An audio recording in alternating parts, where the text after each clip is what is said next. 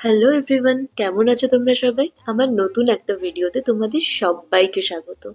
জানো তো রিসেন্টলি এক রবিবার সন্ধ্যেবেলা আমার কয়েকটা বন্ধুর সাথে আউটিং প্ল্যান হয়। তো কোথায় যাবো ভাবতে ভাবতে এই জায়গাটা খুঁজে পাই। এখানকার সবথেকে বড় অ্যাট্রাকশন হচ্ছে এখানকার অ্যাম্বিয়েন্স, যেটা মারাত্মক সুন্দর।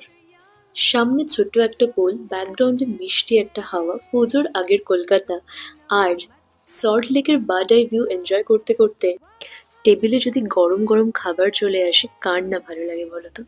বাই দ্য ওয়ে, আমরা নিয়েছিলাম জাপানিজ ফিশ এন্ড শ্রিম্পস আর কোরিয়ান ফ্রাইড উইংস স্টার্টারে। তারপরে মেইন কোর্সে আমরা নিয়েছিলাম মটন রোগান জোশ আর তার সাথে তন্দুরি রুটি, বাটার নান।